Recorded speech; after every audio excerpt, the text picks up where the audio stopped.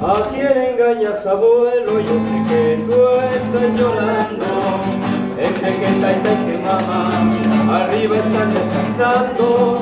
Nunca me dijiste cómo, tampoco me has dicho cuándo. La bebé del cerro y los cruces que te lo están recordando. La bebé del cerro y los cruces que te lo están recordando. Bajo la cabeza del viejo y acariciando el muchacho. Dice, tienes razón, hijo, el odio todo ha cambiado. Los peones se fueron lejos y el suco está abandonado. Y a mí ya me faltan fuerzas, me pesa tanto el arado. Tú eres tan solo un niño, vas a sacar arriba el rancho. ¿De qué manera el PT, con esta premisa que tú ya nos has comentado, de que la reforma económica neoliberal va a ser aprobada por la mayoría parlamentaria, bajo esa premisa entonces, ¿cómo el PT va a influir en las normativas de estas privatizaciones, en el posterior control de la gestión y de las tarifas por parte de la sociedad y por parte del Estado? ¿Algún compañero que tenga una opinión? Sobre esta cuestión, una pregunta más. ¿Sobre este tema alguien más quiere preguntar? ¿Quedó clara la pregunta, Luis? A grande preocupação do PT com o processo de privatização é exatamente pelo fato do Estado brasileiro perder o seu controle sobre a economia e, ao mesmo tempo, o Estado perder a sua função de regulador da economia, portanto, perder o controle das tarifas públicas no Brasil. Na Argentina, quando aconteceu a privatização das telecomunicações, as tarifas aumentaram. No México, as tarifas aumentaram. E no Brasil, eu estou convencido que as tarifas vão aumentar. Nós estamos há um ano sem aumentar nenhum derivado de petróleo, sem aumentar a energia elétrica e sem aumentar tudo que é ligado aos meios de telecomunicações. Na hora que isso passar para a mão da iniciativa privada, eles têm duas medidas. Primeiro, dispensar trabalhadores. Segundo, aumentar tarifas. Né? A nossa angústia é que, se o PT estivesse no governo, nós jamais iríamos abrir mão do controle público dessas empresas consideradas estratégicas para a manutenção da soberania da nossa nação. Perdendo, como possivelmente venhamos a perder, a não ser que haja uma articulação política. E eu esqueci de dizer uma coisa importante para vocês, é que nós estamos tentando trabalhar dentro de um partido chamado PMDB, que é o maior partido no Congresso Nacional. Nós estamos tentando trabalhar para que o PMDB exerça o papel de partido de centro. Ou seja, de um lado tem toda a direita e de outro lado toda a esquerda. O PMDB está junto com a direita. Nós queremos tirar o PMDB da direita e, da mesma forma que nós não queremos as propostas dos partidos de direita e o governo também não quer as propostas do partido de esquerda, nós queremos ver se o PMDB aparece como partido de centro, fazendo propostas intermediárias para que a gente não perca tudo.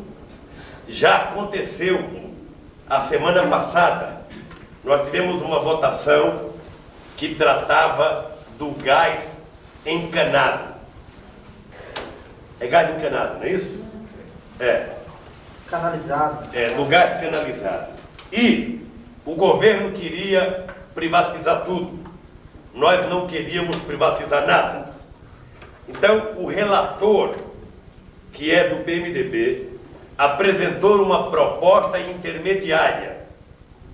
Ou seja, os 16 estados da federação que têm empresas de gás canalizado ficariam com o controle do gás canalizado, podendo fazer parceria para ampliar os serviços prestados à coletividade. Então, nem o governo ganhou, nem nós ganhamos, mas também não aconteceu tudo aquilo que o governo queria. Houve uma proposta aceitável e nós votamos favoráveis a ela. Então, nós queremos criar as condições para que o Estado não perca o poder de influir nas decisões das tarifas públicas brasileiras. Primeiro, tentando evitar que seja aprovada tudo que o governo quer. Segundo, mesmo que aprovado, tentar criar as condições para que o governo tenha o mínimo de participação nas decisões da elaboração das tarifas públicas no Brasil. Se isso não acontecer, nós vamos repetir os erros argentinos e os erros mexicanos. Na minha opinião, numa política desastrosa para um país como o Brasil. Agora mesmo, os Estados Unidos está impondo sanções ao Japão por causa dos produtos japoneses que entram nos Estados Unidos. Então, lá ele fecha a fronteira e no Brasil e na América Latina eles querem abrir a fronteira.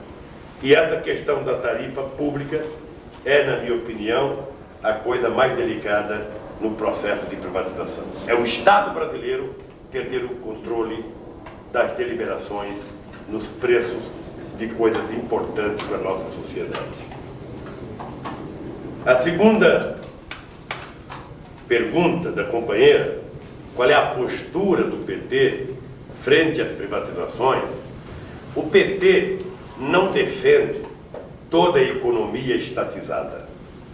Nós queremos manter na mão do Estado apenas as empresas consideradas estratégicas para o desenvolvimento do Brasil. Com relação a isso, nós definimos petróleo e definimos telecomunicações. O setor siderúrgico brasileiro já foi privatizado. Agora, o governo quer vender todo o sistema Eletrobras, ou seja, ele quer vender todo o nosso sistema de energia elétrica. E nós temos grandes hidrelétricas, né? Só não podemos vender Itaipu porque pertence também ao Paraguai. Mas eles querem vender as outras. Qual é a posição do PT? Nós queremos manter as atuais hidrelétricas que existem na mão do Estado e as futuras hidrelétricas que seja construído pela iniciativa privada. Então, ao invés de vender o que já tem, é construir os que faltam. Por exemplo, no Brasil querem privatizar as rodovias. É rodovias que fala aí nesse país? Né? Eles querem privatizar as mais importantes. Por exemplo, a rodovia que liga São Paulo ao Rio de Janeiro. A que liga São Paulo à cidade de Santos, que é as praias. Né? E nós achamos que, ao invés de vender ou privatizar as estradas que existem, vamos chamar a iniciativa privada para construir as estradas que faltam no Brasil. Porque aí vai gerar mais emprego, vai gerar mais distribuição de renda e vai dinamizar a nossa economia. É essa a postura do nosso partido.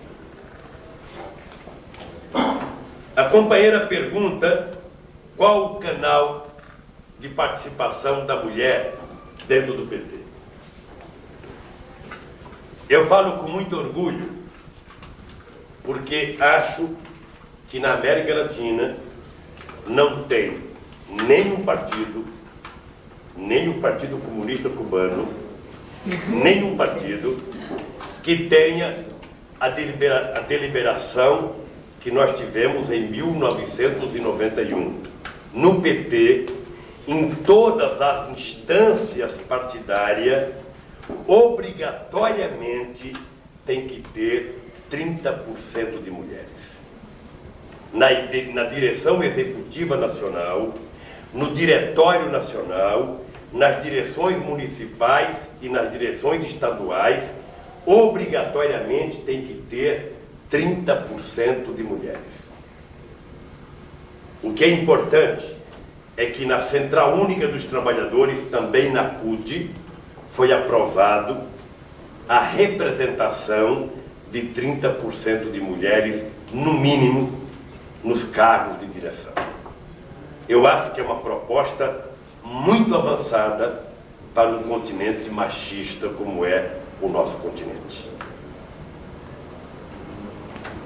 Além do que, eu acho que na questão do relacionamento do partido com as mulheres, eu acho que no PT, possivelmente, nós do PT sejamos a experiência mais democrática na participação da mulher. Né? Lógico que ainda precisamos avançar muito, porque para nós do PT, a questão da participação da mulher é muito menos uma decisão partidária e muito mais uma questão cultural, que nós precisamos começar a vencer a partir do simples relacionamento entre a mulher e o seu companheiro, entre a filha e o seu pai. São coisas seculares que nós ainda temos muito que avançar. Mas eu posso dizer para vocês que o PT já avançou muito. Se você perceber, o PT é o partido que, com exceção do Partido Comunista Cubano, que está no poder, todos os outros partidos estão na oposição e, portanto, pouco podem fazer do ponto de vista da ação concreta. Mas nós esperamos aprovar algumas coisas. Primeiro, nós precisamos estabelecer uma estratégia, se não única, mas uma estratégia mais ou menos uniformizada para todos os partidos de esquerda na América Latina. Segundo, nós queremos tirar um documento contra a lei que está tramitando no Congresso americano, no Senado, que impõe uma nova diretriz para o embargo americano a Cuba. Então nós queremos aprovar uma nota contra a decisão do Senado americano que quer aumentar as sanções a Cuba. Terceiro, nós queremos tirar um documento contra o bloqueio, não apenas a Cuba, mas ao Iraque e à Líbia, porque nós entendemos que o bloqueio é uma forma perversa, né, de enfrentamento político, porque o bloqueio ele prejudica inocentes, ele prejudica crianças, ele prejudica pessoas idosas, ele não prejudica o Fidel Castro, ou o Lula, ou Saddam Hussein, ou o Gaddafi. Ele prejudica a pessoas que estão morrendo de diarreia nos países que estão sofrendo bloqueio. Né? Então nós queremos ver se é possível aprovarmos esses documentos. E também é muito importante esse fórum porque a esquerda na América Latina não conversava entre si. Nós não tínhamos o hábito de dialogarmos entre a esquerda. Então esses encontros é um aprendizado, né, de convivência democrática entre os partidos de esquerda. Nós também vamos, nesse encontro, fazer uma avaliação das últimas eleições em todo o continente, para que a gente possa corrigir os erros que nós tivemos e ver se daqui para frente nós acertamos mais. Essa é a minha expectativa com relação ao Fórum de São Paulo, que se realiza em Montevidéu.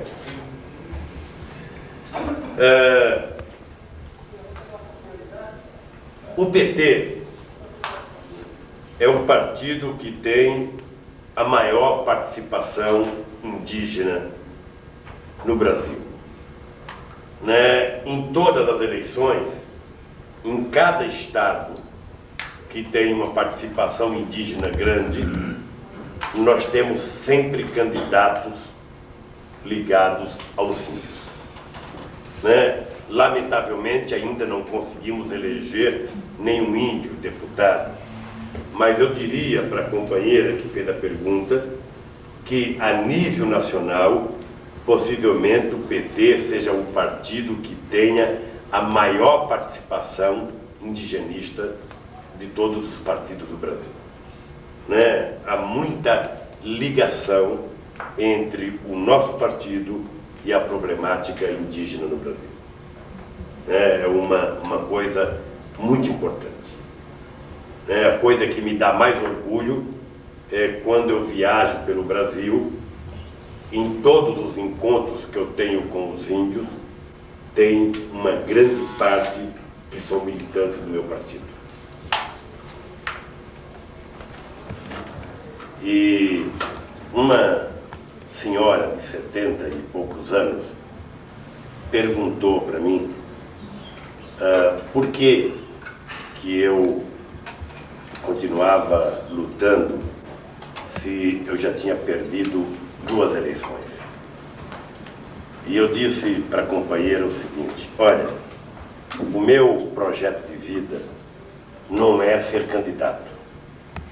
Candidatura é uma coisa circunstancial, que a gente pode ser e pode não ser. O meu projeto de vida, e eu sonho com isso, porque eu, na minha infância, minha família era muito pobre, mas muito pobre mesmo. E hoje, graças a Deus, eu ganho pelo menos para dar um padrão de vida razoável aos meus filhos. O meu objetivo, na verdade, de vida é tentar, porque eu acredito nisso, é tentar garantir que todos tenham o mínimo do mínimo para sobreviver. Então eu disse para a mulher: olha, eu sou coisa ruim, né? Não sei se eles entendem coisa ruim. Eu sou uma coisa ruim. Coisa ruim, sabe, é como um mato ruim. Você tira, mas ele volta, você tira, mas ele volta. E não adianta. Como o pasto malo, dice. Lo sacan e sempre sai. Não adianta perder uma eleição, 2 eleições, 3 eleições, 4 eleições. Não adianta perder, porque eu não vou desistir. Eu sou teimoso. Acredito no que nós temos condições de fazer, acredito.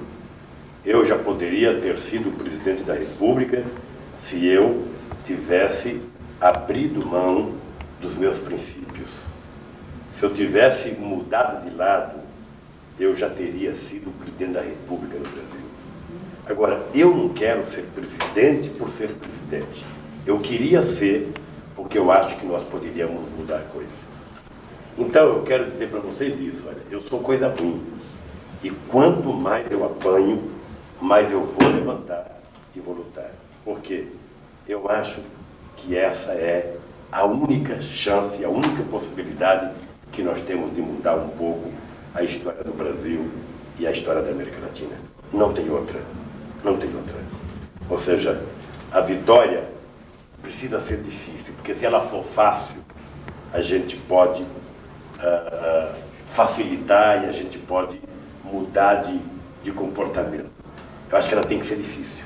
Então não tem importância. Nós perdemos uma, perdemos duas, poderemos perder a terceira, poderemos perder a quarta. Eu estou apenas com 49 anos de idade, apenas. Eu ainda penso que se depender da minha vontade, eu posso viver uns 30 anos.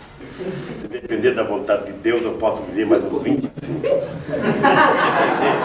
Se depender da ciência, eu posso viver mais uns 20. Se depender de nós, 100 anos. Mas de qualquer forma, eu tenho consciência, isso está dentro de mim, está em cada célula do meu corpo.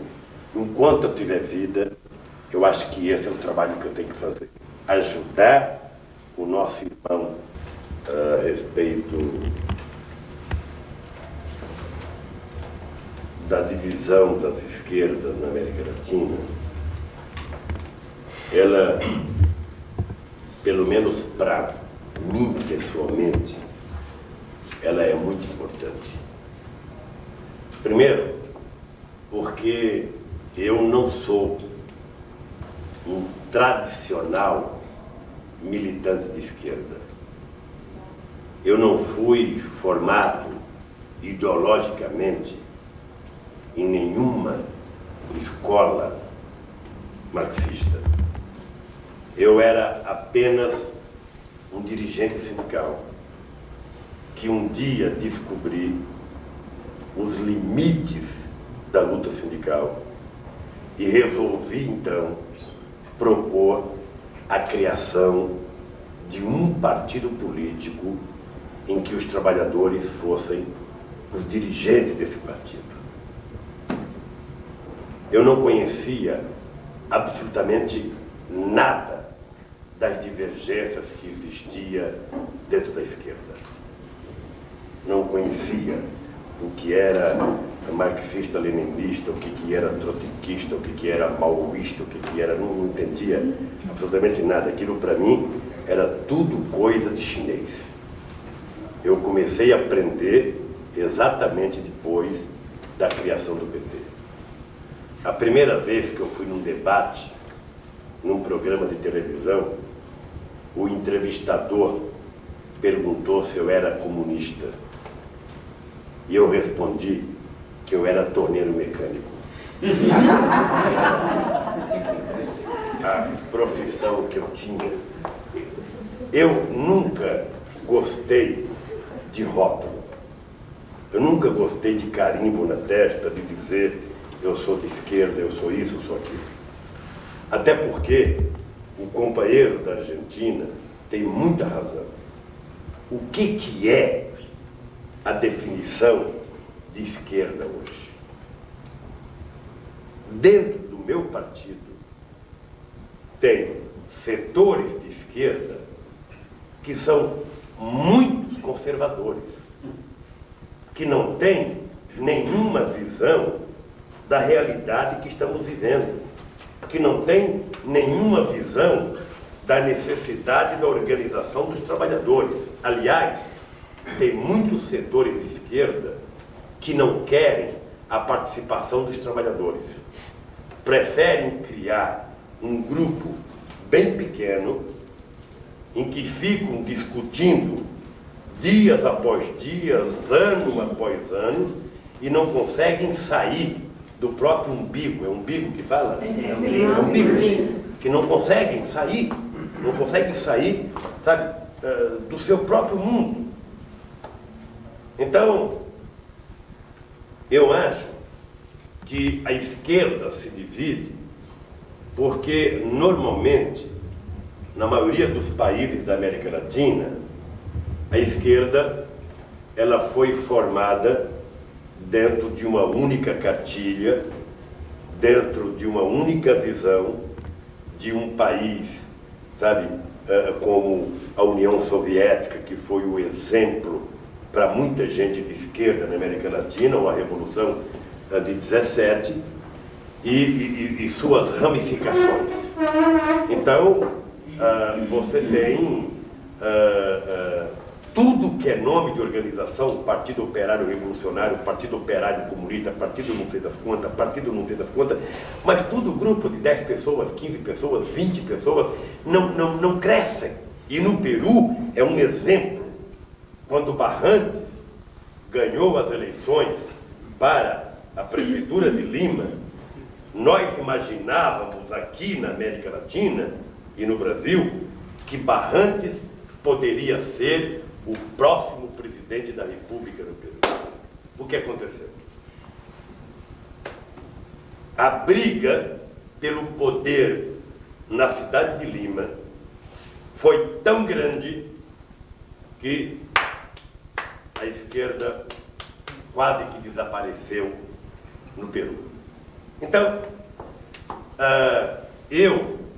e aí eu junto com a pergunta do companheiro da Argentina, eu acho que nós precisamos, em primeiro lugar, convencer aqueles que pensam que são de esquerda, que precisam ter um pouco de tolerância com aqueles que pensam diferente deles. Ou seja, nós temos que criar uma força democrática junto aos setores populares, junto aos setores sindicais, junto aos setores religiosos, para que a gente possa juntar pensamentos políticos diferenciados em torno de um único objetivo, que é um programa de reforma que nós precisamos para os países da América Latina. É a única possibilidade que eu vejo dos setores progressistas ganharem as eleições nos países da América Latina. É cada um esquecer o livro que leu, cada um esquecer o seu guru ideológico e a gente tentar estabelecer uma nova cultura política a partir da nossa organização de base, a partir do grau de consciência da sociedade. Eu digo isso porque eu vivo isso dentro do PT. Eu não estou falando dos outros, eu estou falando do meu partido. Muita gente não gostou quando eu disse, graças a Deus, caiu o muro de Berlim. Graças a Deus, porque liberou a esquerda da América Latina para repensar o seu papel, para recriar novas formas de organização e novas formas de luta. Graças a Deus, porque não existe nenhuma possibilidade de uma receita política ideológica, sabe, ser transportada de um país para outro sem respeitar a cultura de cada região ou de cada país. Se a esquerda não aprender isso, a esquerda nunca vai deixar de ser pequena na América Latina. A esquerda precisa ter coragem de dizer que quer o poder. E para querer o poder, nós temos que fazer uma análise da correlação de força política existente em cada país e, a partir daí, a gente tentar juntar todo mundo, elaborar um projeto e, com esse projeto, disputar as eleições.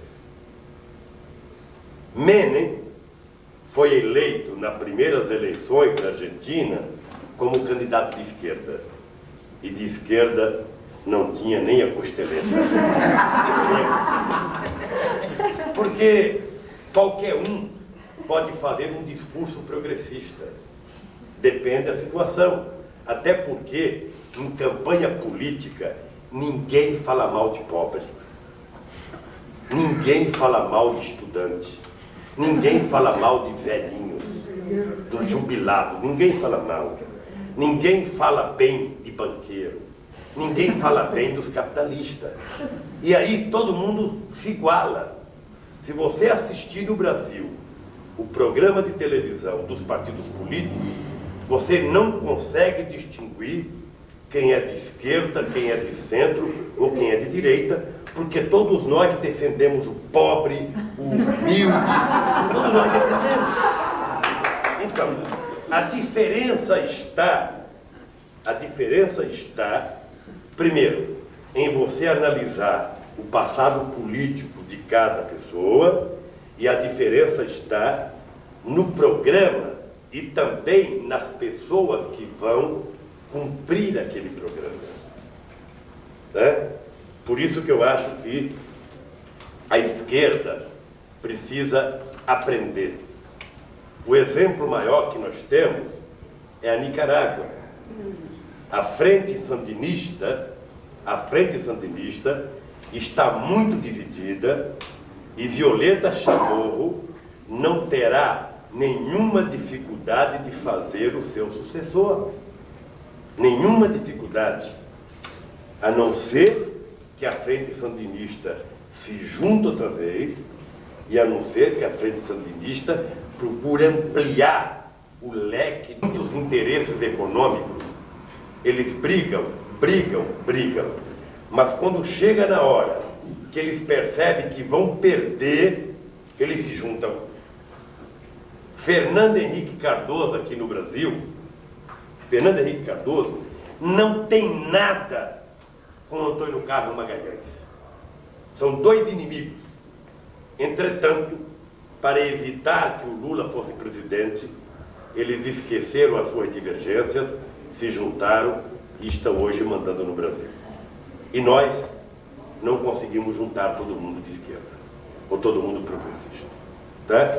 Então eu acho que o que define se o cidadão é esquerda ou direita, eu acho que não é o discurso, é a prática. Não é o discurso, mas é os compromissos que as pessoas têm com a sociedade ao longo de toda uma vida. Eu, sinceramente, tenho dificuldade de definir hoje o que é esquerda ou direita, porque os dois são conservadores. A esquerda é conservadora e a direita é conservadora. Né? Quem participa da Argentina no Fórum de São Paulo, na última reunião que nós fizemos, participou 16 representantes de partidos políticos. E tem vários representantes que representam só ele próprio. O representante, eu sou representante de mim mesmo.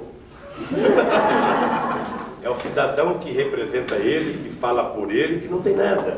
Agora, como é que você faz? A nossa expectativa é que possamos politizar esse cidadão. Porque esses partidos são tão insignificantes que na época das eleições não elege nenhum deputado, nenhum vereador, não elege nada. E continuam sendo revolucionários, mas não sabe sequer dar um tiro com revólver. Então, eu sinceramente tenho muitas restrições, mas nós não temos como impor o veto a essas pessoas. Tá? No Brasil também nós temos.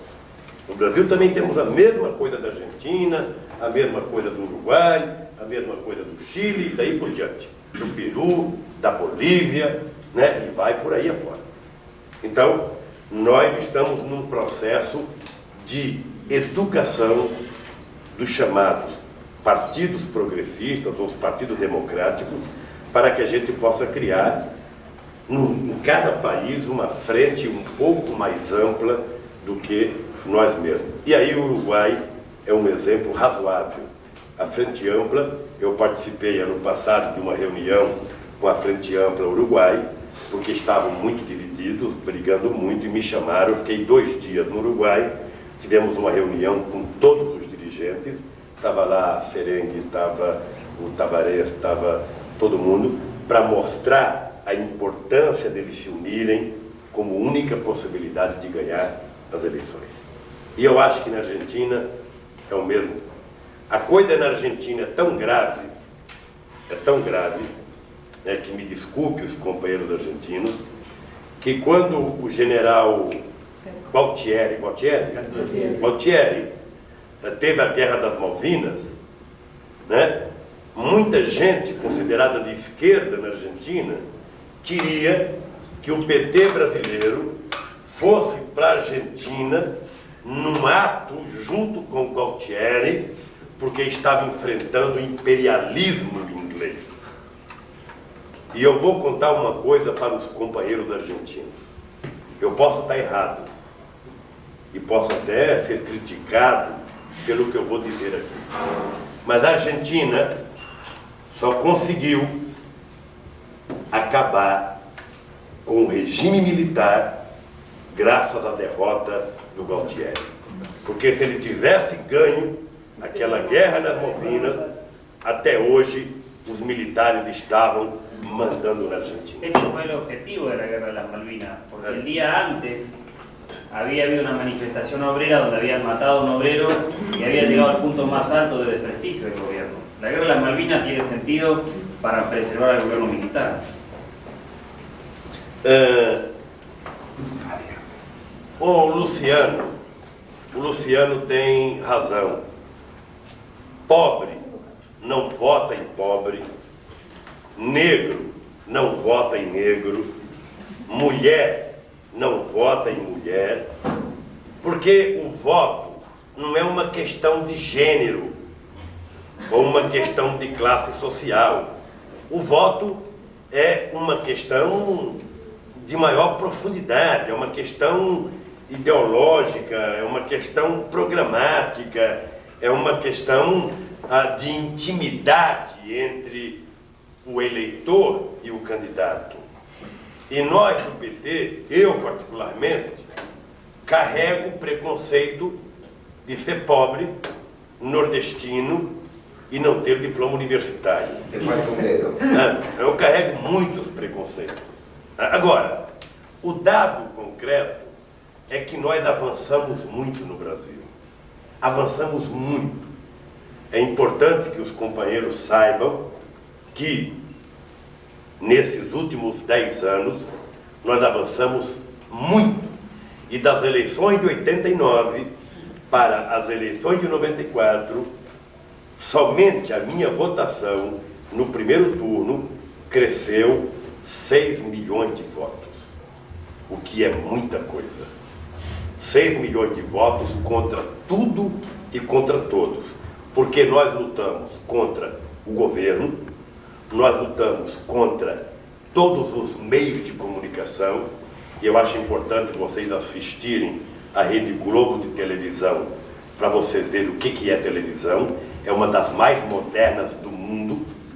A novela brasileira faz sucesso em Cuba, faz sucesso na China, né? E através da novela eles passam mensagens e mais mensagens, tá? Então nós tivemos que enfrentar o aparelho de Estado, tivemos que enfrentar todos os meios de comunicação, tivemos que enfrentar o Plano Real, tivemos que enfrentar todos os partidos conservadores, tivemos que enfrentar todo o poder econômico brasileiro, tivemos que enfrentar 210 milhões de dólares que o governo gastou em propaganda do real e mais 36 milhões de dólares que o Fernando Henrique gastou na sua campanha. E nós gastamos apenas 3 milhões e 600 mil dólares. Ou seja, então, embora eu não tenha ganho as eleições, eu acho que nós tivemos uma participação extraordinária no Brasil.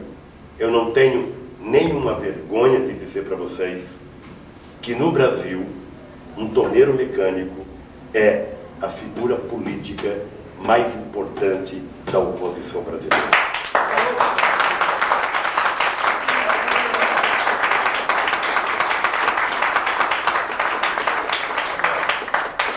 O nosso trabalho é o de tentar conscientizar o pobre. Esse é o grande desafio do PT, da igreja, do sindicato. É tentar elevar o nível de consciência política do povo pobre. Porque ele não tem nada, e ao mesmo tempo ele tem medo de mudanças e perder o pouco que tem. Então, é todo um trabalho que nós temos que fazer, e eu acredito nisso. Acredito cegamente de que é a única possibilidade que nós temos de ganhar e, ganhando, governar, é ter o povo organizado. Porque na história dos partidos progressistas no mundo inteiro, se ganha as eleições com um discurso de esquerda e depois se governa para a direita. Né? Em vários países aconteceu isso.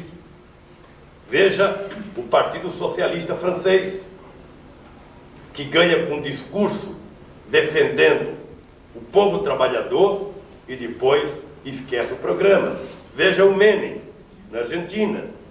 Veja o Salinas, no México. Veja o Fernando Henrique Cardoso aqui no Brasil. Ou seja, então ganha as eleições com um discurso progressista, enganando o povo, e o nosso papel não é o de enganar, é o de tentar conscientizar. Por isso, eu acho que ainda tem muito pobre que não vota em pobre. Agora, eu diria que tem muito rico que não vota em pobre. Tem mais pobre votando em pobre do que rico votando em pobre. Então, eu acho que nós estamos no caminho certo. Poderemos até apressar um pouco os nossos passos, mas eu acho que nós estamos no caminho certo. Se o PT, inclusive, só para vocês saberem, eu estou pensando em deixar a presidência do PT agora em agosto. Eu estou pensando em não ser candidato a presidente da República em 98. Eu estou pensando em me dedicar a viajar pelo Brasil, visitar as cidades pequenas e médias para tentar contribuir com a organização dessa parte significativa do povo. Fácil nenhum de nós digerir uma derrota. Afinal de contas, eu, durante 3 anos, todas as encuestas colocavam o Lula como futuro presidente da República do Brasil. Eu acho que exatamente pelo fato das pesquisas dizerem que eu ia ganhar as eleições, é que muito militante fez corpo mole junto com muito dirigente, porque achou que nós já tínhamos ganhado as eleições. Né? Então, pessoalmente para mim, foi uma coisa muito triste, porque eu nunca na minha vida me preparei tanto para governar esse país. Eu estava realmente muito preparado. Eu estudei, eu viajei 41 mil quilômetros de ônibus, de barco e de trem. Eu percorri mais de 600 municípios fazendo as caravanas da cidadania. Nós gravamos depoimentos de milhares de pessoas. E aí o que aconteceu? Quando foram discutir a lei eleitoral, eles disseram o seguinte: vamos proibir colocar o povo falando na televisão para que o Lula não possa mostrar as caravanas da cidadania. E aí tiraram o povo da televisão. Nós tínhamos 36 horas gravadas, sabe, com entrevista com o povo, com depoimento, em todo o território nacional. Só no Rio Amazonas eu andei 14 dias de barco, parando em 37 cidades e mais de 40 comunidades, coisa que nunca foi feito na história do Brasil. Então, eu estava altamente preparado. Eu nunca me preparei tanto para governar o Brasil. Entretanto, ainda não foi dessa vez. O povo preferiu acreditar num plano econômico, e eu acho que a gente não pode culpar o povo. Nós temos que saber aonde é que nós erramos e tentar consertar. eu acho que o partido já está recuperado. Eu posso garantir à companheira que a minha agenda hoje está tão ou mais carregada do que a agenda da campanha.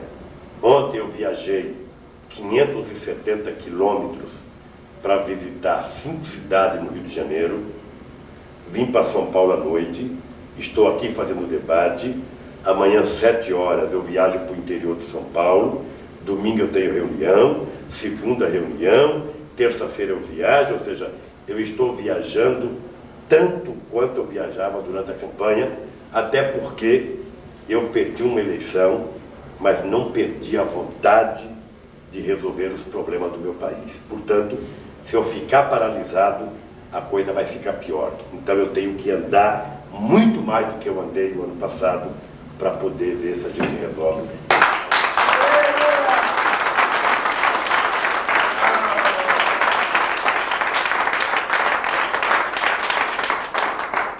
O companheiro tem razão.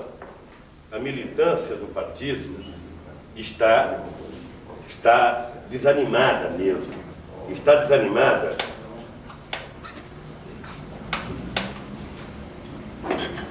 desanimada por culpa nossa. Porque eu tenho dito isso em todos os debates que eu tenho participado. No começo do PT, o militante estava organizado em núcleo. Núcleo por bairro, núcleo por local de estudo, núcleo por local de trabalho.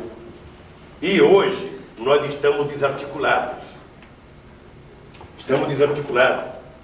E os militantes foram transformados em cabos eleitorais. Como é que traduz cabos eleitorais aqui em espanhol? Punteros eletorales. Punteros. Porque los que estamos pagando, de los partidos de derecha pagan para que uno va a hacer la campaña. Punteros eleitorais. Se nós quisermos recuperar a nossa militância. Também nós ganhamos algumas prefeituras, né? E vocês aqui, os companheiros do Brasil, conhecem. Ganhamos algumas prefeituras. E muitas vezes, os discursos que nós fizemos na campanha não foram colocados em prática no exercício do poder. E isso também afastou vários militantes do Partido dos Trabalhadores. Então agora, uma das tarefas que eu tenho nessas viagens que eu estou fazendo é chamar a atenção da militância para voltar a exercer a força política que ela tinha no começo do PT. Pergunta para lá um pouco da experiência que nós temos no Brasil. Tá? É por isso que eu aceito sempre o convite para vir aqui conversar com os companheiros do SESEP. Então, eu quero dizer para vocês que é muito gratificante para mim ter esse contato com vocês. Eu tenho certeza que mais dia, menos dia, a gente vai se encontrar em algum país do mundo, quem sabe comemorando alguma vitória nossa, eu diria nossa, de todos os setores que estão aqui, em algum país. Pode demorar um ano, pode demorar 10 anos, mas todos nós somos muito jovens ainda, e eu acho que nós